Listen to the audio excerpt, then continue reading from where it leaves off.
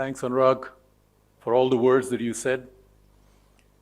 Nothing for a parent matters more when he or she can start getting recognized by what the kids are doing. So, thanks for that. I remember 10 years ago when we met in a plane and you had said that one day I want to meet your founder, because I was talking about how inspired I feel every time I meet him. Unfortunately, that may not happen. 15 days ago, he passed away. So Mr. Machitz, the founder, owner of Red Bull, is no more. And we are just going through that transition globally. But I think what would remain is the brand and the ethos that he has built. I had the good fortune of working with him for many years, very close. I think that would stay, and that has given me a lot over the last almost 14 years now. And I'm just a two-horse, so Unilever 21 years, Red Bull 14 years. So learned a lot, but then you'll get to see what he has created. Coming back to this evening, and I wish I could say that I'm very happy to be here. I'm actually nervous. I'm not somebody who speaks. There's some brilliant MCs, and I was in fact, there were entries, and I saw the entries of some of the best MCs. So one, I'm not a speaker. I'm nervous, and everything has been said. So I can actually say Sabas, ditto, and I can walk down. Right?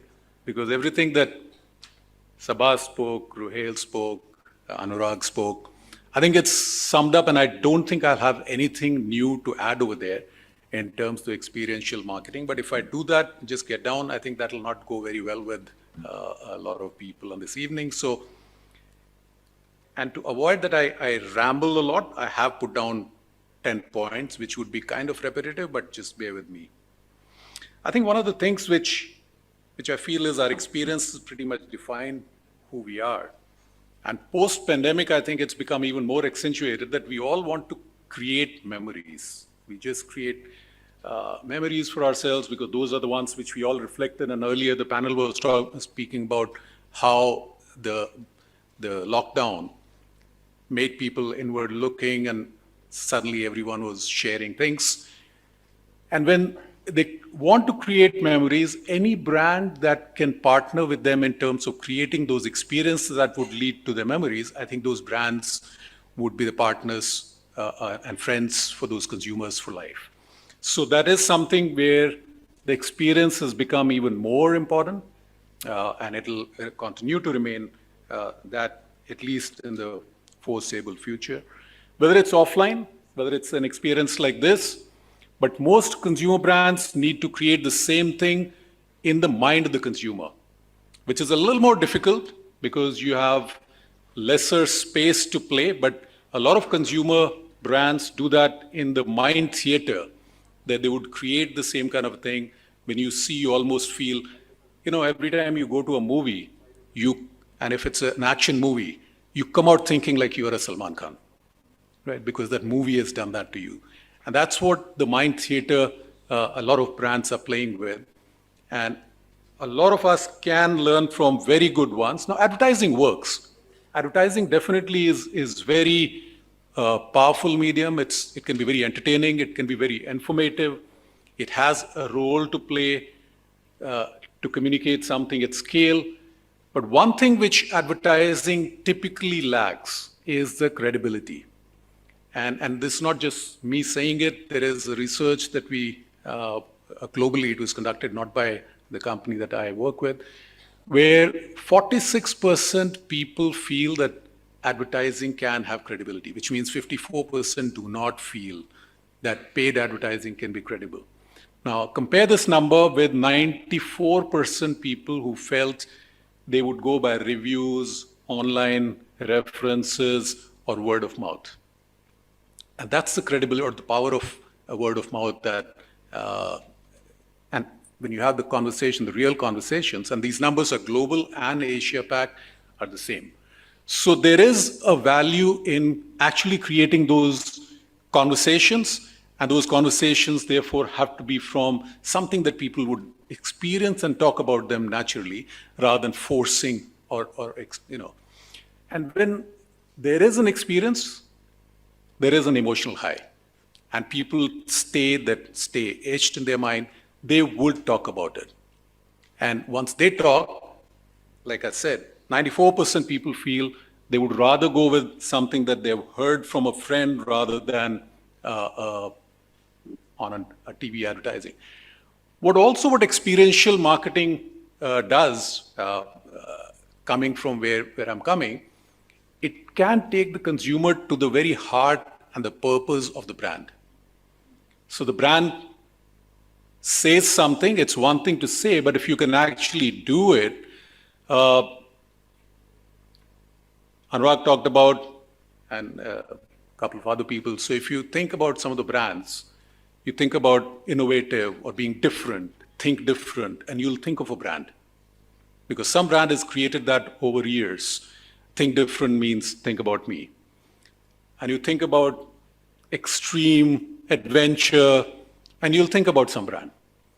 Because that brand has continuously kind of done that. So there is when a brand does it with genuineness and authenticity, there is a category code, not just a brand code. And I think some of the people already talked about it. It'll start reminding you. So even if you're not the one doing it, somebody else does it, the attribution comes to you.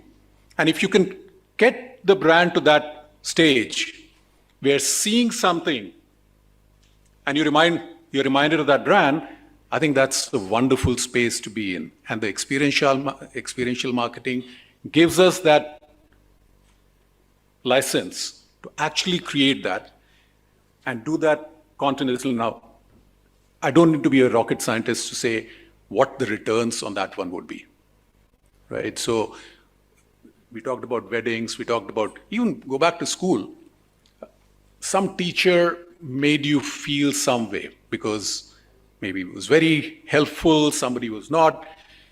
Now, you may not remember what words somebody used or what dishes you ate in one of the weddings.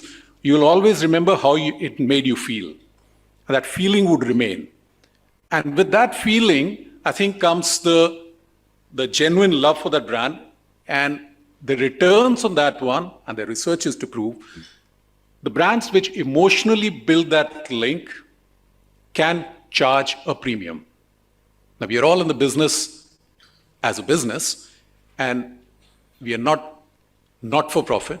We are all there for profit, and to make things keep on going. If there is a form of marketing that can help me take the brand to the point where I can actually charge a premium and stay at one end of the spectrum, because I don't think ever anyone can be at the lowest end of the spectrum. So then experiential marketing has to be part of the game, because that's the only way you can create a point of difference. And when done with authenticity, with genuine, there has to be a mix match of DNA. And there is a pitfall of doing this experiential thing, because I think intellectually every brand today understands that experiential marketing is very important, branded content is very important. But what you also see a lot of times where you see a logo stuck onto something, well, sponsorship is very, very powerful way of building brands, but you just feel, what is this logo doing in this event? And then you're not creating the kind of experience that would get the attribution the brand looks for. So there are obvious pitfalls, but then I think as we go forward, we are learning, we are all becoming much smarter. And what I saw during COVID, I think this has gone beyond just the event and brands. Today, if I want to order something or if I just want to have a food, I don't need to step out and go to a restaurant. There are a lot of delivery apps which can deliver to me at my home, all kind of dishes at best prices. So when I'm going to a restaurant, my expectations are different today. The same thing OTT has done on the content.